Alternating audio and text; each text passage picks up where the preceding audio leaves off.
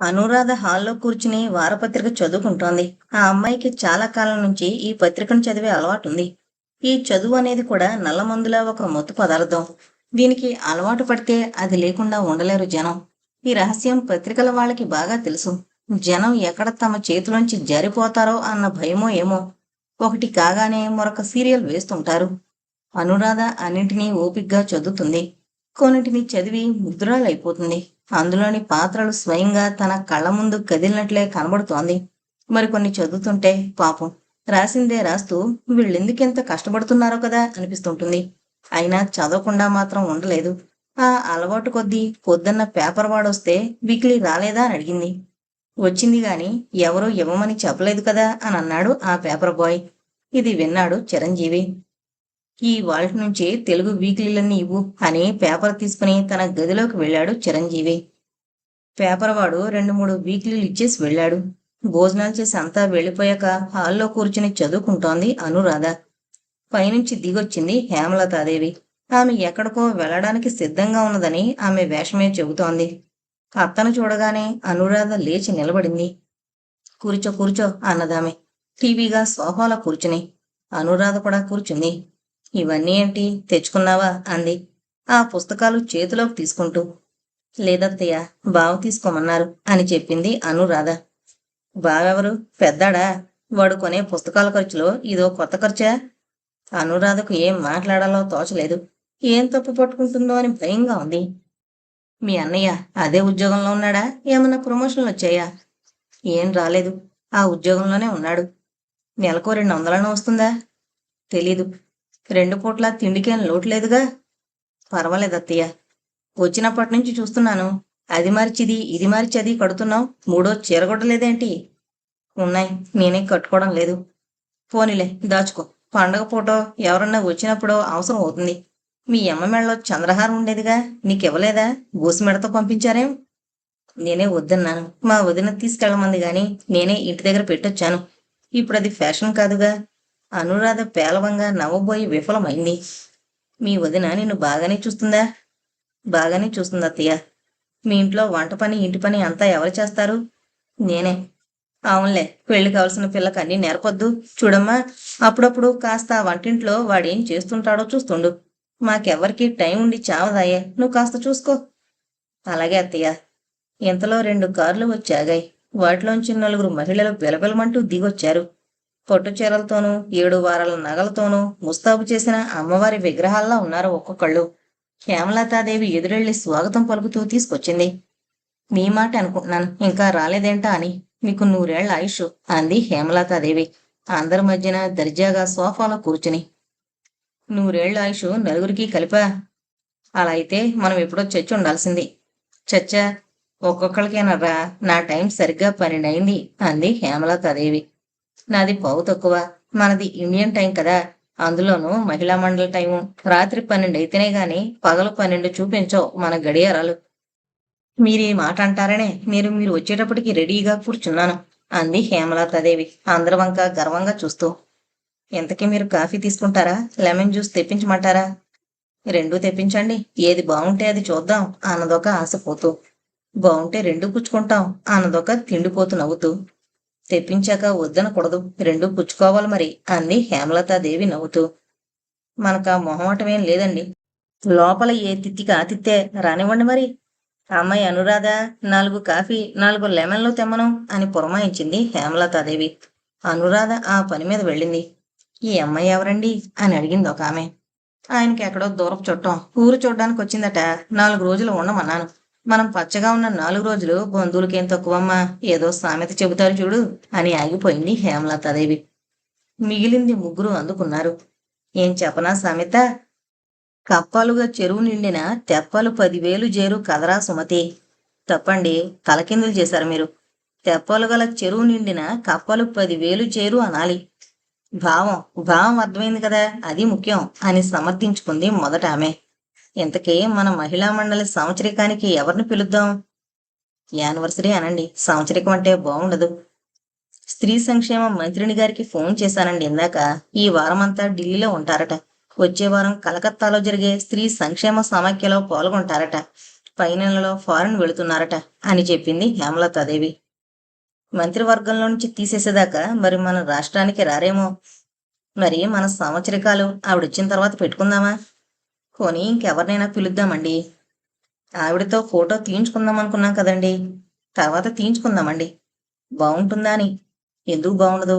అనివార్య కారణాల వల్ల మినిస్టర్ గారు రాలేకపోయినందుకు, అమెరికాలో ఉన్నందుకు చింతిస్తున్నాం.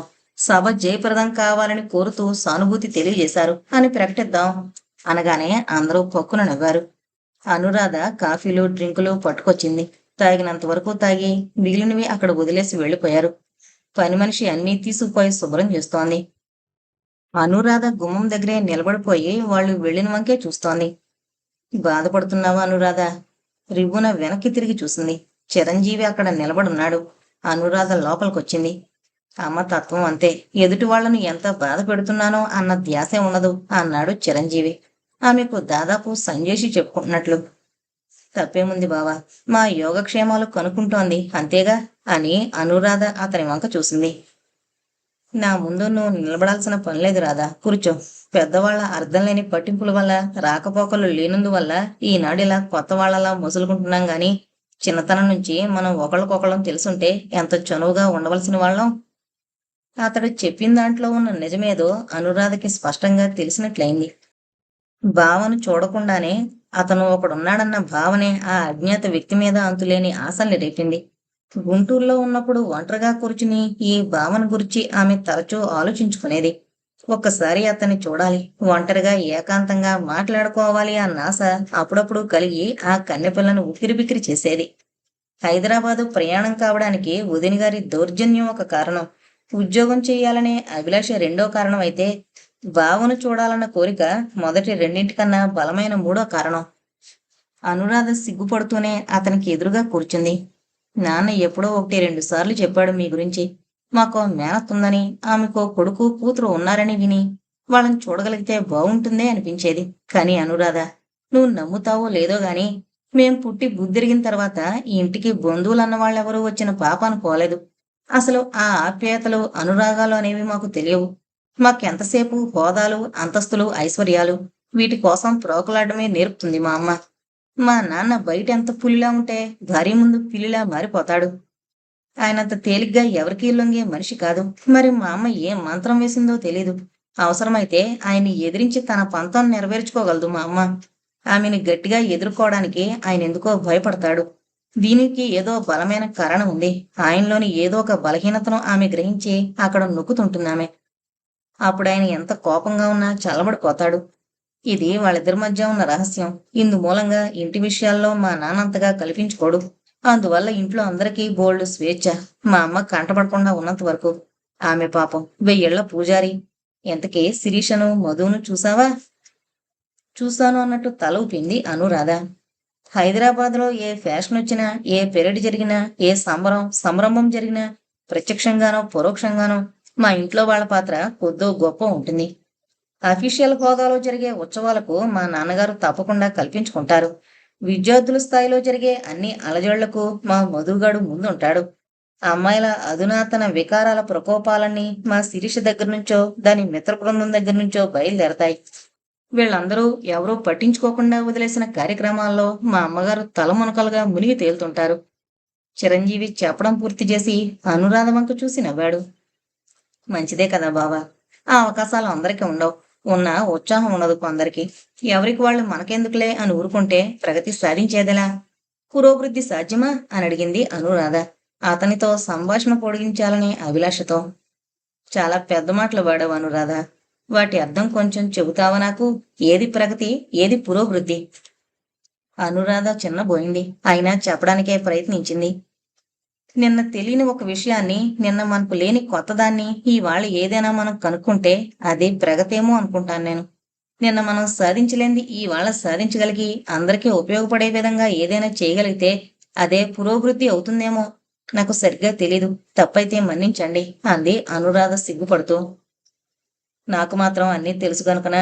తెలుసు అనుకున్నావు కూడా చాలా సందర్భాల్లో అయిష్టంగానే ఉంటాయి గాని నిర్దుష్టంగా తెలీదు. నువ్వన్నట్లు నిన్న లేని విషయం ఏదైనా ఇవాళ కొత్తగా కనుక్కోగలిగితే అది ప్రగతి లేక పురోభివృద్ధి అవుతుందనుకుందాం. కానీ కొత్తగా వచ్చిన ప్రతిదీ పురోభివృద్ధి కాదు. ఉదాహరణకి ఇప్పుడు కొత్తగా వస్తోన్న స్త్రీ పురుషుల వేషభాషలు, అలంకారాలు తీసుకుందాం. మోచేతుల దాకా ఉండే ఆడవాళ్ల జాకెట్టు ఇప్పుడు చంకల్లోకి పోయింది. ఇది నేటి స్త్రీ జాతి సాధించిన ప్రగతి అని చెప్పగలవా? అలాగే నేటి యువకులు గొట్టం ప్యాంట్లు, చెంపల మీదకు జుట్టు పెంచుకుంటున్నారు. ఇది ఈనాటి యువతరం సాధించిన పురోభివృద్ధి అని చెప్పగలవా? అనురాధ సిగ్గుతో తల వంచుకుని నవ్వుకుంది. మనం చేసే పనుల్లో చాలా వరకు మనకు స్పష్టమైన అభిప్రాయాలుండవు. ఎవరైనా కొత్తగా ఏదైనా చేస్తే అది మనము చెయ్యాలనే తహతహ చాలా మందిని ముందుకు నెడుతుంది అంతే. అది పాతది కాగానే మరొక పద్ధతి. ఇవన్నీ ఫ్యాషన్ల గురించే. మనలో 190 మందికి నలుగురితో తల వంచుకుని నడిచిపోవడమే తెలుసు గాని మనం ఎటువైపు వెళుతున్నాం అన్న ఆలోచనే ఉండదు. అలా ఆలోచించగలిగిన వాళ్ళలో 190 మంది మనకెందుకులే అని ఊరుకుంటారు. మిగిలిన వాళ్ళు మాత్రమే అందులోని బాగోగుల గురించి మాట్లాడతారు. ఈ మాట్లాడగలిగే వాళ్ళలో 190 మందికి మళ్ళీ నిష్పక్షపాత బుద్ధి ఉండదు. అది మంచి అని చెప్పడానికో చెడ్డ అని చెప్పడానికో వెనకాల స్వార్థపరత్వం ఉంటుంది. అందువల్ల వీళ్ళ మాటలు వాళ్ళ కోవకు చెందిన వాళ్ళు తప్ప మిగిలిన వాళ్ళెవరూ పట్టించుకోరు. ఈ కారణం వల్లనే మనం ఎంత అభివృద్ధి చెందామని చెప్పుకున్నా మనిషి ఆంతర్యం మాత్రం మారడం లేదు. అతని సమస్యలు మాత్రం తీరడం లేదు. 100 సంవత్సరాల కిందట మన సమాజంలో ఎన్ని సమస్యలున్నాయో అవన్నీ నేడు ఉన్నాయి.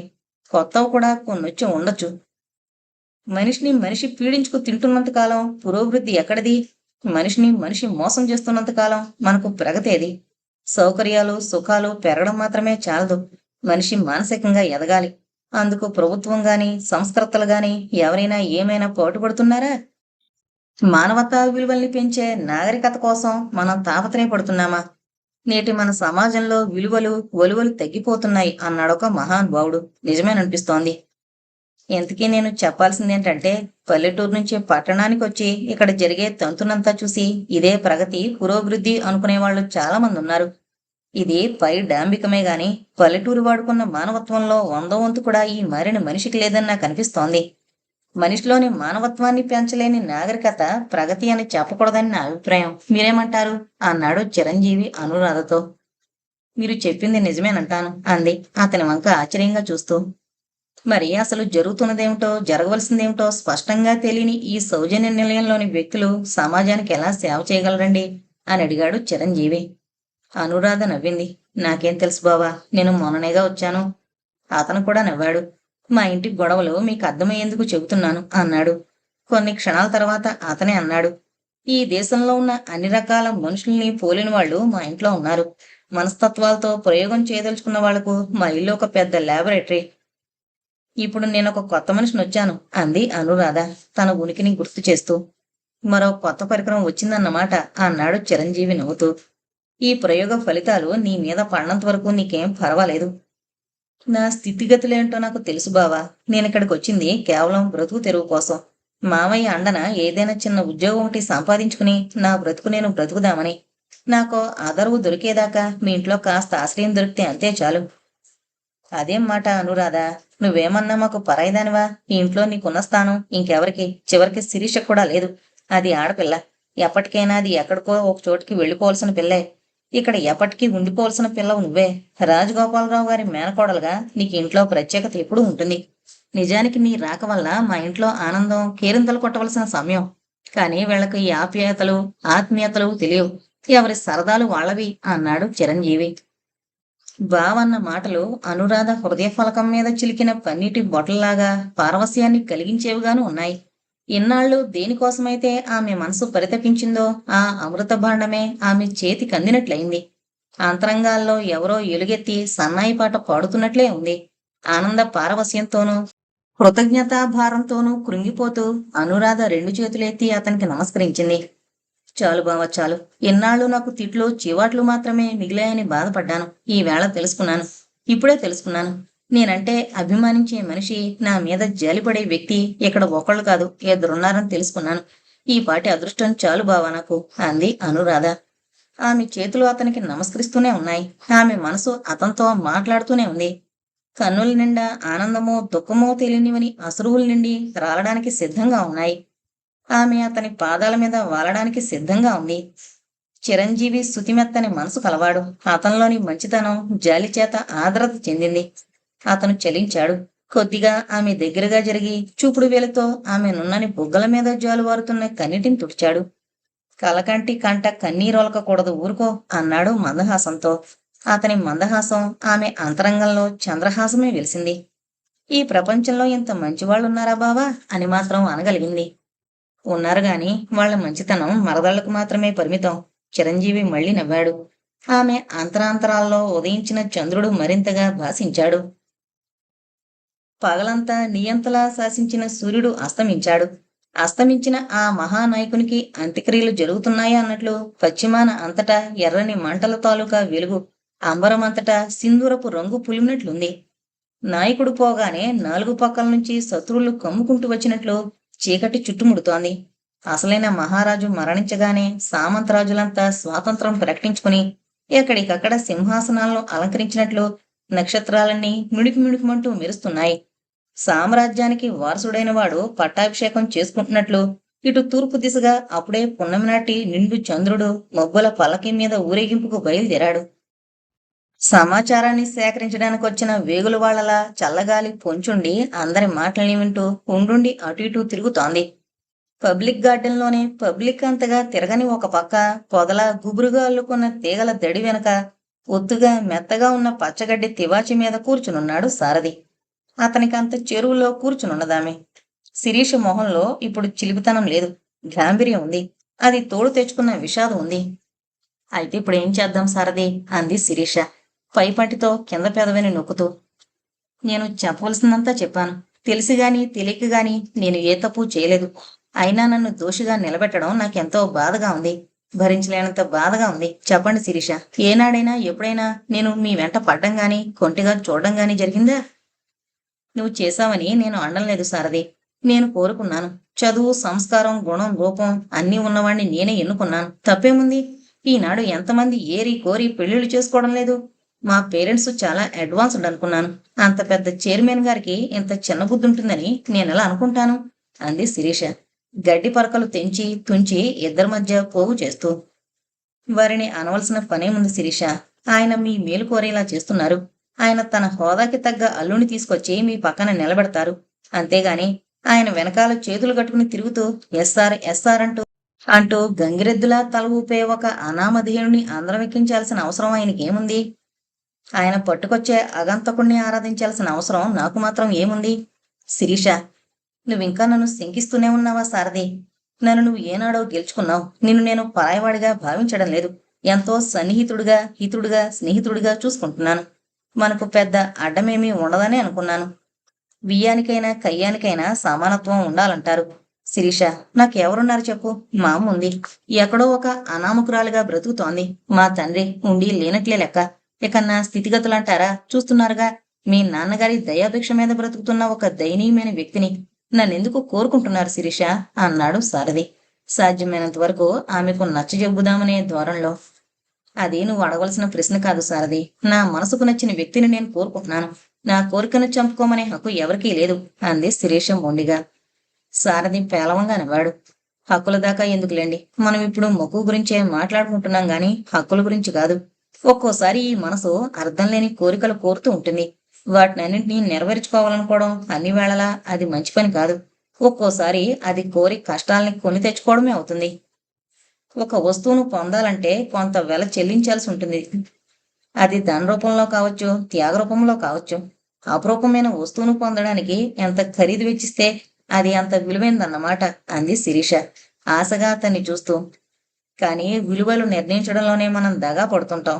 ఖరీదైనవని నమ్మి నకిలీది కొనుక్కుంటే ఆ నిజం తెలిసిన తర్వాత పొందే బాధ అంత ఇంత కాదు. అలా అనుమానపడుతూ కూర్చుంటే ఒక్కోసారి నిజమైన వస్తువునే నకిలీదని వదిలేసుకోవాల్సి వస్తుంది. నా సారథి ఎలాంటివాడో నాకు తెలియకపోతే కదా. ఏం తెలుసు శిరీష మీకు? నా స్థితి ఏంటో పరిస్థితి ఏంటో ఎప్పుడైనా తెలుసుకున్నారా?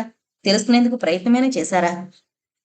ఈ స్థితిలో పరిస్థితులు స్థిరమైనవి కావు సారథి. మనిషిలోని నిజాయితీ ముఖ్యం. అతని ఆత్మ సౌందర్యం ముఖ్యం. అతని ఆంతర్యంలోని అందమైన గుణం ముఖ్యం. నా ఆంతర్యం చాలా చెడ్డది శిరీష. ఆ మాట నువ్వు మనస్సాక్షిగా అనలేవు సారథి. ఆ విషయం నీకన్నా నాకు బాగా తెలుసు.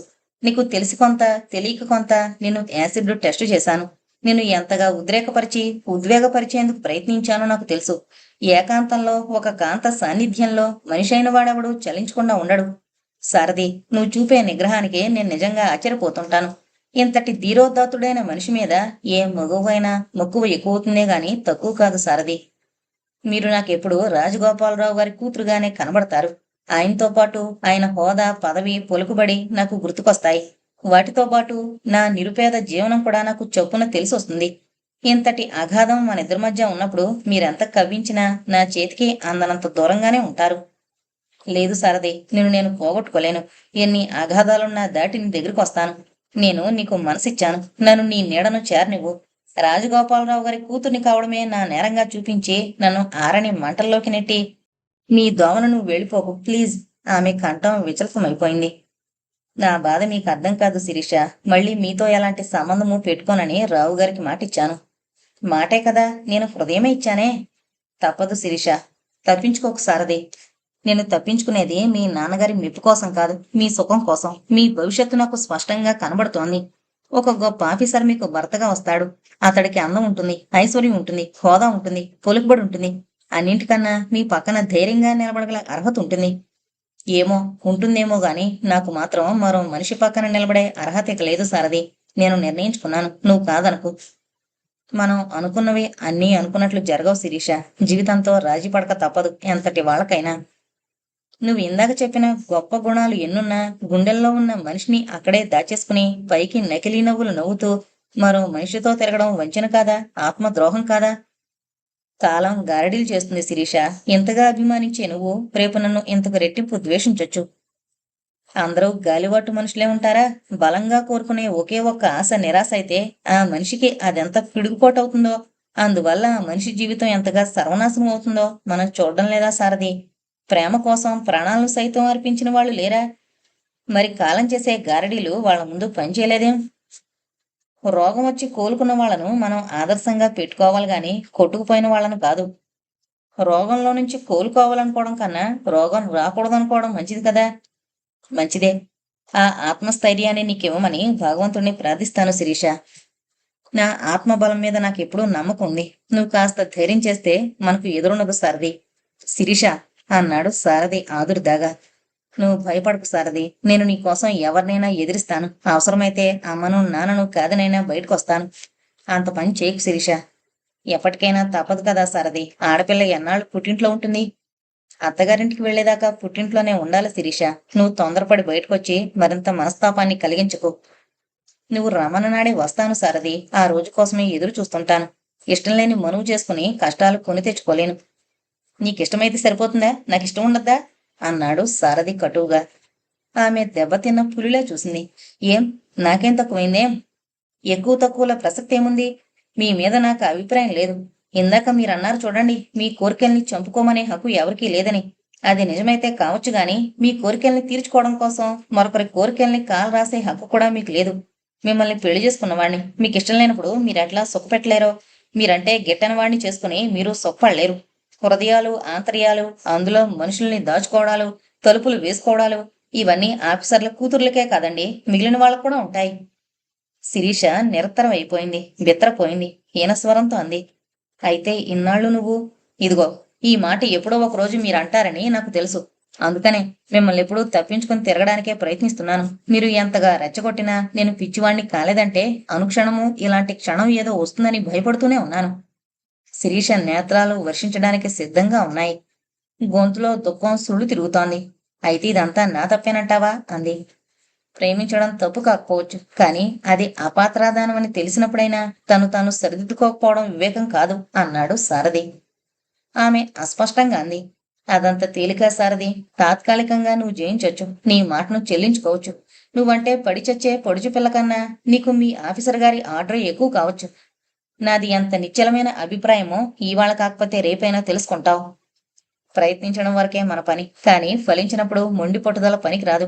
మీరు సుఖపడాలని నేను కోరుకుంటున్నాను అన్నాడు సారథి దృఢంగా.